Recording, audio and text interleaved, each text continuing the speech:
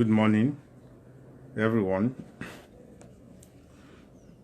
Good morning this fine Thursday morning. I'm speaking to all Nigerians today, specifically on the Ijesha saga. Maybe if time permits me, according to my schedule, one or two other related issues of national importance. Ijesha. Well, my name is Ijesha, and I keep saying one of the counsel to Ijesha.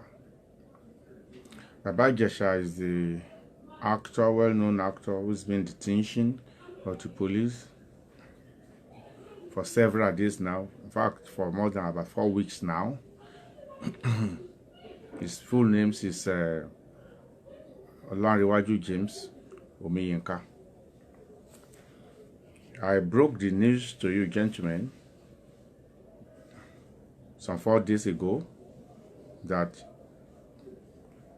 he's been granted bail, and it's not police bail. Whilst in the custody of the police at the SIT Panti Yaba, you will recall that he was arrested and detained over a case involving him and a young lady whom he has allegedly defied, allegedly molested, allegedly did a lot of things under the law against. In fact, he was first accused of rape by the police, although it will appear that the police have retracted their position. And there have been a lot of interventions in this matter. When the news of his being released on bail was granted, was broken by me and some others, majority of Nigerians reacted with excitement and with joy, not necessarily as proof of their belief that the gentleman is innocent of all the charges, but excited, as I see and my legal teams saw, is that he's been unjustly detained in excess of time. After all, investigation had been concluded and DPP advice had come out and all that. And everybody was excoriating, at least most people, they were excoriating the police for delaying in granting him bail. And so when it happened on Monday, I think the 17th May, in the evening, people were happy, justifiably so. So for many people took it that he's been released, that he's been released, but that was not the case when you are granted bail, except when you are granted bail on self-recognizance. That's when you could just walk away. But when conditions are attached to the bail, you will need to we use legal language, you need to perfect these conditions, you perfect your bail by satisfying the conditions. Now, what are the conditions of bail granted to Ijesha? In my respectful view, they were not onerous.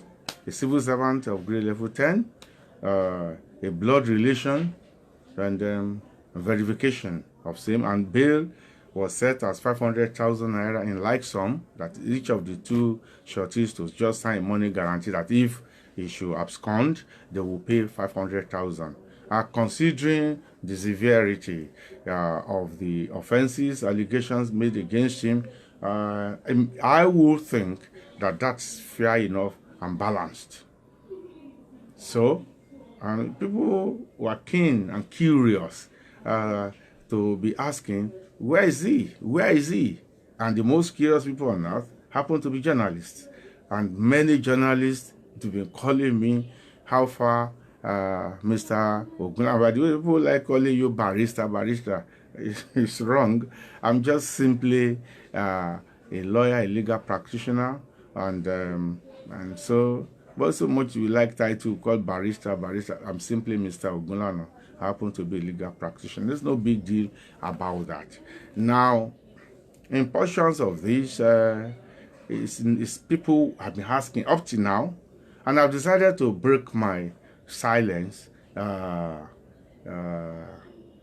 so as not to be seen to be unduly hasty, or somebody just give you to warmongering. And I was at you, but people say Arogunjo. Somebody who rejoices in skirmishes and wars and battles and all that unnecessarily.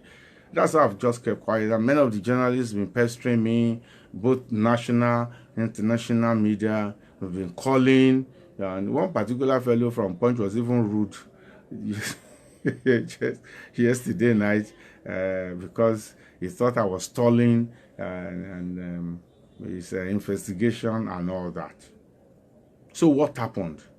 Why was Ijesha not released? I've decided to speak out for two important reasons, and they are matters of integrity. My personal integrity, and then the integrity of the judiciary.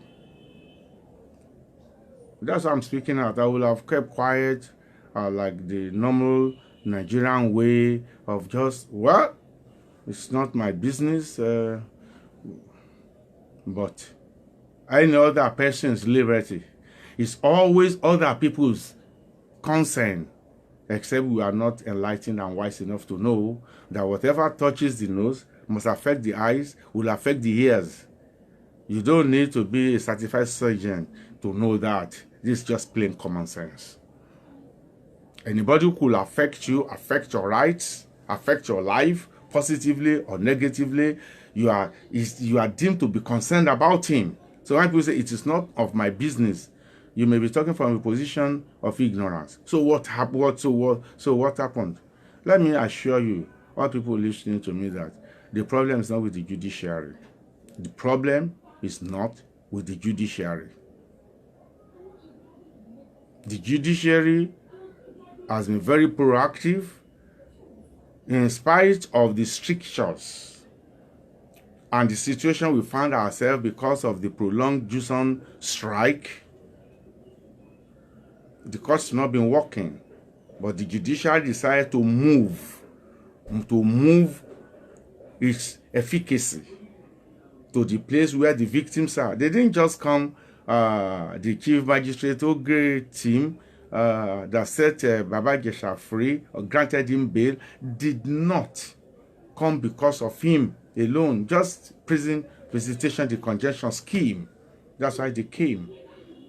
And the magistrate saw the fellow in the poor condition that he was and all that, and granted him bail, essentially on health ground. But Ijesha is still there. Why is he still there? The main problem is that Ijesha has two sets of lawyers. The first set are the normal due process conservative group, and the other one is led by me. The ones that are seen as volatile, as radical, as activist, as confrontational. And the first group of lawyers believe in negotiating their way out and compromise, and they've told us that our crusade is too strong for them and is antagonizing the police.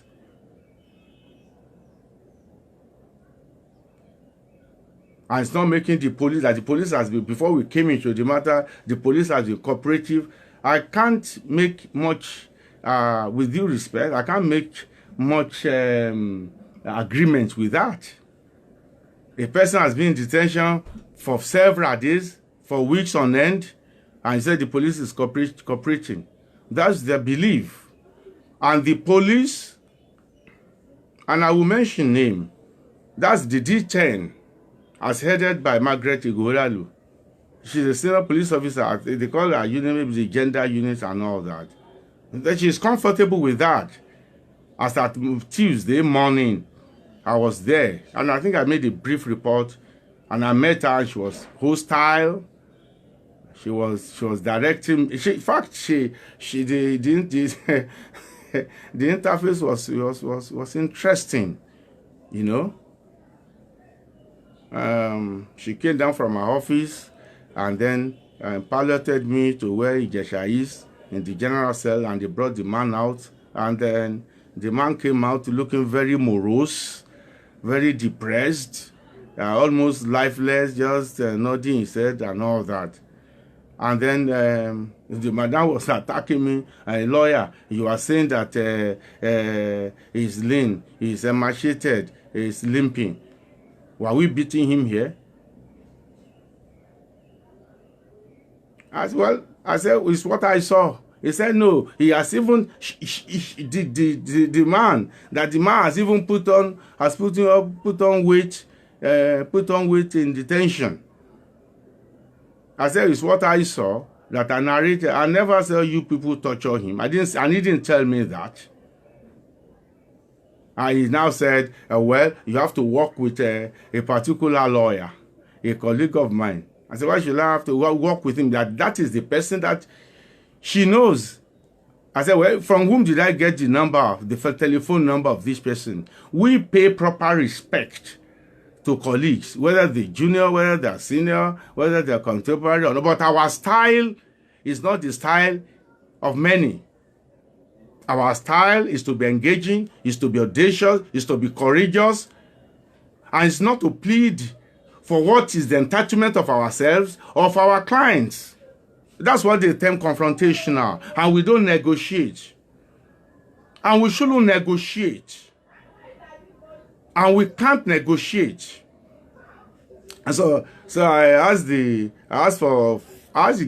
okay, where are your people? Because at that time, that was around 11 or something, nobody was on ground. And he said, well, it doesn't have their contact, but the phone, but the contacts is the phone. Where's your phone? It's with Madame. It was referring to Margaret Igoralo, the head. I didn't know her rank, so I wouldn't want to make a mistake about whether she's a CSP or DSP or ASP or whatever it is. So no disrespect is meant in that regard. I don't know her rank, but I know she's the head of the gender unit and all that. And so so I said, Madam, this the phone. She helped to get the charger, or another police officer to get the charger to charge the thing. That's where the drama began. So, Madam, want to get contact? I said, well, I need to charge it, all this. But lawyer, why do you say that? We are taking care of this man. This man was throwing up. Somebody has a sensitive stomach. I wouldn't know. What I know, when I saw him, that he was depressed and he was limping. So she went up to her base, and I went back and maintained a vigil for about an hour. When it was like 12:15 or so, or 12:30, I was back with my team in our office. So, Madam, what about the phone? He said, which phone? Phone that is not, is just about 2%. We can even work with that, but for the past 1.5 hours, the issue of this other colleague came up. Is this other person that I know? Is this other person that I know? I said, oh, you are the one now to be determining who to work with and to direct. I said, this is not acceptable. This is not acceptable. So she didn't allow us to access anything, and I left. That was around 1 or so, and I left. Later in the afternoon, around 2:45 or 3, my team went back.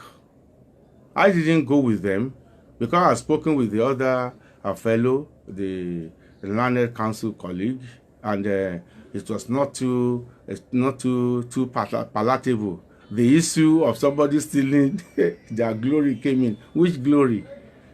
Which glory is being stolen? Which glory that is being stolen? As Yoruba people say, Àgbọn ti lómi inú tẹ́lẹ̀ kójò tó rọ̀. The coconut is already full of water before the rain started falling. Which glory is being stolen? So, but my team went back, and then to our shock, in the office of Margaret Igodalo, there are issues now being talked about money, about the bail bond needs to be paid and all that, and a lady lawyer was all privy to all that. And they are checking Baba Ijesha's phone and to be seeing whether how much money has accrued there, what money has not come in there, and then being urged.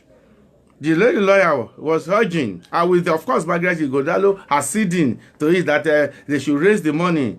That money is going to be paid, that is certified, it is a money that is received, and that is paid. And to make matters worse, when my team interacted with the relatives and supporters of people that were outside, they said, well, we have the video where we have the shorties here, the sibling, the blood relative that the court has said is there, and it was pointed to my team, a lady, and then the person with a level 10 officer, he ran. But I are telling my people, but that bail has to be paid. All efforts at educating them, I say, no, it's not security, this is bail bond, it's money guarantee you sign. They said, no, this is what has came about Ijesha. I challenge the police to refute this. I challenge to refute this. How can we continue like this in this country? And so people who don't know, they will say, oh, it's the judiciary. So the mention was even made that money will be given to the ASR, money will be sent to DPP, and this and that, and that is all this is what is done. Members of the family were telling my team that that's what is done everywhere, that even at the FCC you pay money, at Alagman you pay. What kind of rubbish? Now, well-wishers, some journalists, well-wishers of Yemi Fabi, of the man detained, who start begging me not to relent. I said, no, let's have it. The gentleman was just looking morose. He's clearly intimidated. He's clearly intimidated. And of course, like the normal Nigerian, the guy is not a fighter. That's what I can surmise. Just looking helplessly on, and I told his admirers and supporters that, look, how could you begin to fight for a weakling? So people say, oh, maybe it's not the judiciary. Some people will say, the opponents of Baba Ijesha, they are very powerful. They have pressed button. Nobody pressed button. The situation is, I've told you. And I'm speaking with all felicity. Somebody may think they are running them down. Well, that's your business. The truth of what I've said. All these things happened. All this happened. How can you be monetizing bail? And lawyers will be acceding to that. How can you be acceding? How can you accede to the monetization of bail? The burden that the magistrate has not imposed.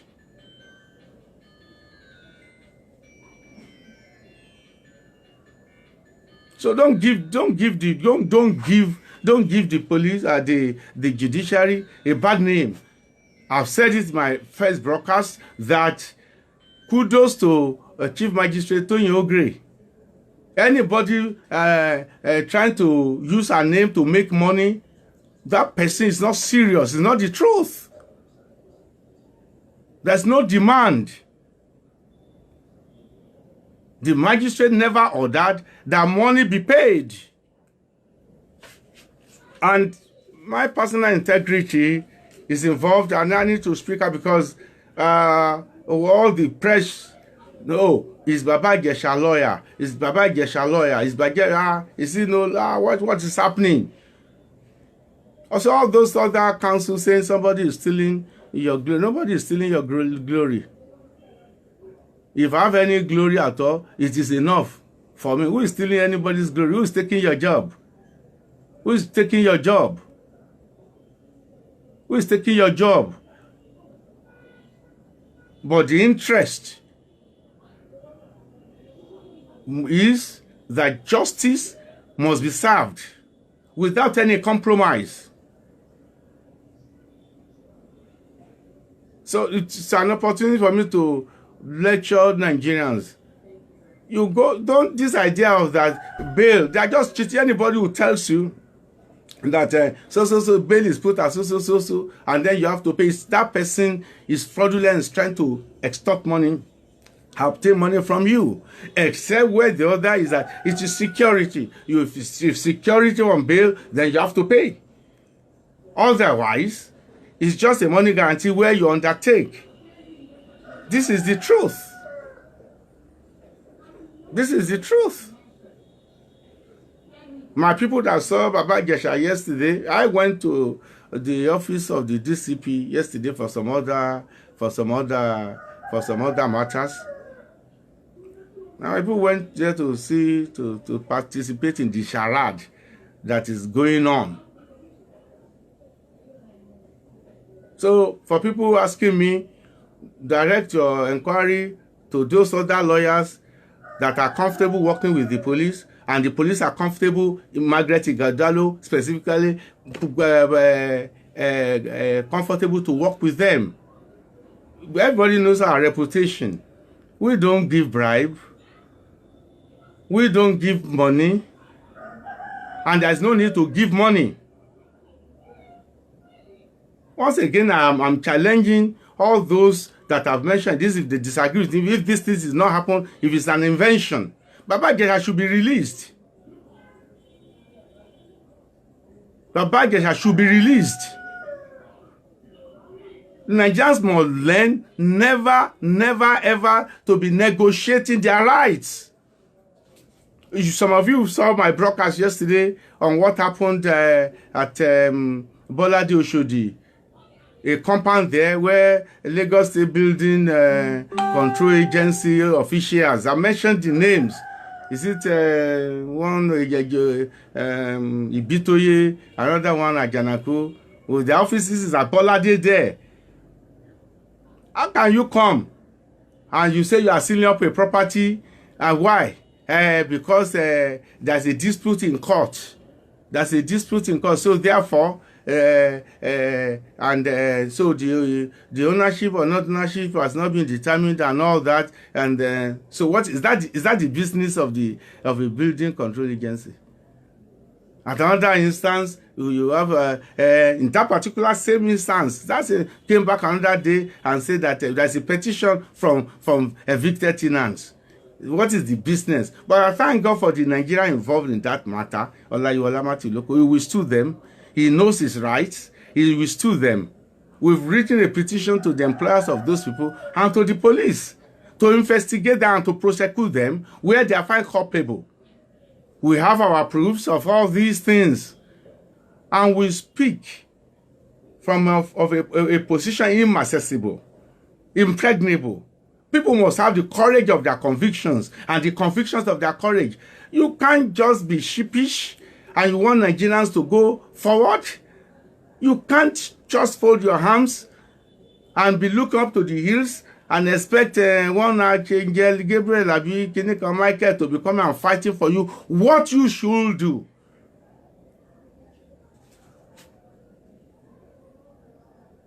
What you should do. Simple conditions of bail. You are now making a mountain hill of it and all that. And the affected Nigeria himself is so lily-livered and shivering and looking like Dundee United. For what? And people will tell you, somebody is in prison. He got to get out at all costs. And they must have, they use Nigeria like they have wound his brain. And all these one excuses. You must be man all the time when it comes to the issue of your rights. So all of you people calling me, especially journalists, Baba Ijesha lawyer, where is Baba Ijesha? I've told you where Baba Ijesha is and what is detaining him.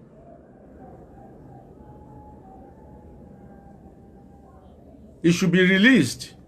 And all hands must be on deck to get him released on bail. That you are released on bail does not mean that you are vindicated of the offense.